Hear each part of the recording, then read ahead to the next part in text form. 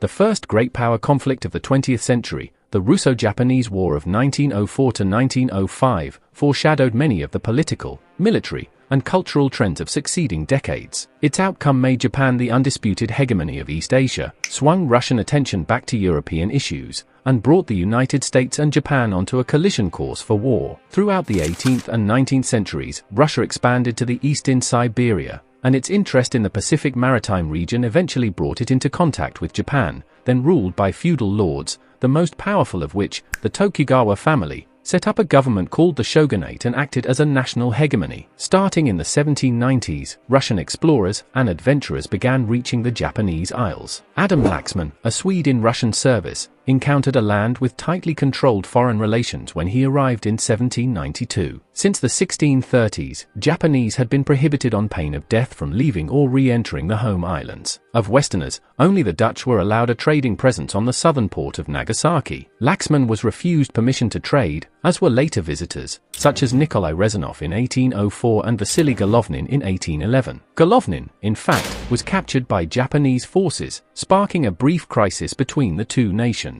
By the 1850s, Russia was determined not to be left behind in any commercial agreements being signed between Japan and Western powers such as the United States and Great Britain. Though as yet possessing little trade potential, Russia had watched Britain's expansion into China after the First Opium War from 1839 to 1842, and in response approved expeditions deep into Siberia, reaching Sakhalin Island in 1852, and eventually resulting in the founding of Vladivostok, on the Sea of Japan, in 1860. Russia signed a commercial treaty with Japan in August 1858, though its trading presence was limited to the northern port of Hakodate. Japan perceived Russia as a territorial threat, rather than an economic one. By the 1880s, Korea was the main strategic concern of the new imperial Meiji government. Both Qing China and Tsarist Russia threatened to control the peninsula. Russia in particular moved forward with its plans for the Chinese Eastern and South Manchurian railroads, part of the Trans-Siberian network. Clashing over influence at the Korean court, Japan attacked China in 1894, inaugurating the Sino-Japanese War. Despite its victory, Tokyo was forced by Russia, France, and Germany to return its territorial gains in what was known as the Triple Intervention of 1895. In the years after the war, Russia increased its influence in Korea, and as part of the Allied intervention against the Boxer Rebellion in 1900,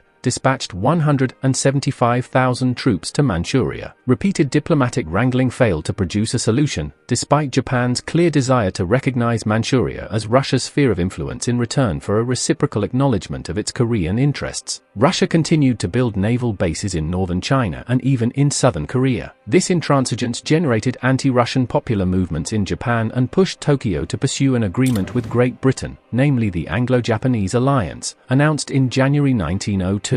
The Russian government remained unresponsive to Japanese proposals during 1902 and 1903, and by the end of that year, Japan had decided upon war. On February 9, 1904, Japanese suddenly attacked Russian vessels Variag and Koretz, near Chemulpo. After a fierce artillery battle, Variag and Koretz managed to escape, but the ships were sunk in order to save them from enemies' capture. However, Variag was reassembled by Japanese and they returned it to Russian Empire in 1916 during the First World War, when Japan was an ally of Russia. The war began with a Japanese surprise attack on the Russian Pacific Fleet at Port Arthur, now called Lushuan, located on the Liaodong Peninsula in northern China, in early February 1904. Japanese naval action during the first months of the war focused on bottling up and attempting to destroy the Russian fleet at Port Arthur. The Japanese, led by Admiral Heihachiro Togo, maintained a blockade of the port, and in mid-April their mines destroyed the Russian flagship Petropavlovsk, killing the Russian naval commander, Vice Admiral Stepan Osipovich Makarov. In mid-May, however, the Japanese in turn lost 2 of their 6 battleships to mines, leading to a naval stalemate and an increased focus on land warfare. During February and March 1904, the Japanese First Army landed in Korea, occupying Pyongyang and other major cities. On the 30th of April, 3 Japanese divisions defeated the Russians, commanded by Alexei Kuropatkin, former war minister,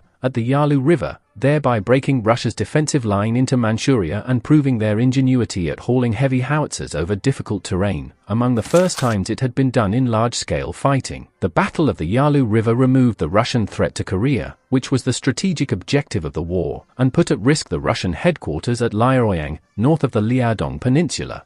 Equally important, it marked the first defeat of a European army by an Asian one, and was a correspondingly decisive military and psychological blow to the Russians. The Russian fleet remained at Port Arthur, although bottled up, and the Japanese landed the Second Army on the Kwantung Peninsula, an extension of the Liaodong Peninsula, in early May. After a month of heavy fighting around Nanshan, the Russians retreated south to Port Arthur, and the Japanese took control of strategically important Dalian, in Russian called Dalny, on Dalian Bay. This gave them a superior vantage point from which to attack Port Arthur. The Japanese besieged the fortress from August through January 1905, led by General Mersuke Nogi, who had captured it from the Chinese in 1894. The months of fighting, the nature of which in many ways prefigured the First World War, claimed over 30,000 Russian and 60,000 Japanese casualties. As the campaign progressed, the Russians increasingly found themselves hampered by the logistics of an 8,000-kilometer supply line. Kuropatkin was also unable to reinforce his troops quickly enough to match the Japanese buildup, because fresh formations had to travel from western Russia by the Trans-Siberian Railroad. After advancing on Liaoning during June and July 1904, the Japanese fought a pitched battle from the 23rd of August to the 3rd of September. The victory, purchased with heavy losses, was incomplete, for the bulk of the Russian army escaped north to their main headquarters at Mukden, now called Shenyang. The Japanese followed in pursuit, but both armies went into winter quarters. Not till February 1905 did the armies clash once more. At a cost of nearly 16,000 killed and 60,000 wounded, the Japanese under Field Marshal Iwao Oyama destroyed Kuropatkin's forces, inflicting 70,000 casualties including 20,000 killed or missing. With the capture of Mukden, the land war came to an end. The final act of the war was a naval battle in the Tsushima Strait, located between Japan and Korea. As part of the plan to relieve the then blockaded Russian forces at Port Arthur, St. Petersburg ordered the Baltic Fleet to sail 33,300 kilometers to the theater of war. Commanded by Rear Admiral Zinovy Rozhestvensky, the fleet departed in October 1904 and reached the strait, intending to continue on to Vladivostok in late May 1905. On the 27th of May, nearly the entire fleet was destroyed by the Japanese Navy, which had been lying in wait off the coast of Korea. The destruction of the Baltic Fleet marked the end of hostilities. The United States President Theodore Roosevelt, upon urging from Japanese diplomats,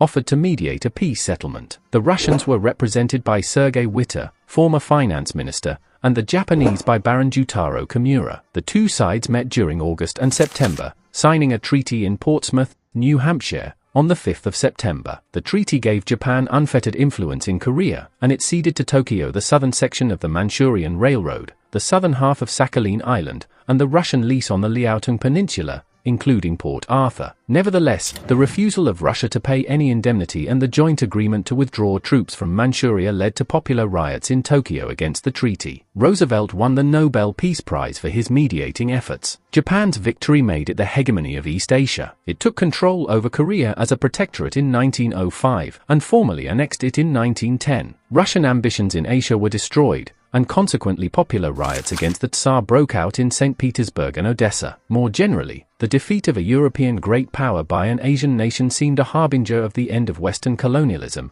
and gave rise to nationalist sentiments in colonized lands. It also engendered public revolts in both Japan and Russia, exposing the increasing role of public opinion in foreign affairs. Finally, it made the United States and Japan the sole contenders for power in East Asia, and thus brought them closer to conflict. Militarily, the war highlighted the role of technology and foreshadowed the type of fighting that would mark the First World War. Mass infantry attacks, trench warfare, the extensive use of machine guns and heavy artillery on land, and the comprehensive employment of steam-powered armored warships armed with big guns made this conflict the first modern war. Military observers from many nations took the lessons of the war with them into battle in 1914. For both sides, this war had dramatic consequences. Even though Japan gained control of Korea and made Russia to withdraw from this region, the country used an essential part of its population and economic resources. The conditions of the Portsmouth Treaty were too light for Russia, according to Japanese casualties. For Russia, accordingly, this war had much less benefits than for Japan. Firstly, Russian Emperor Nicholas II lost Russian colonies in Korea and spheres of influence in China. Therefore, the prestige of the Russian Empire was also damaged. Secondly, the Russo-Japanese War caused a wave of uprisings in Russia itself. These uprisings, initially not organized, led to the revolution of 1905 in Russia. Finally, it ended in 1907. A new political institute such as the Russian Parliament,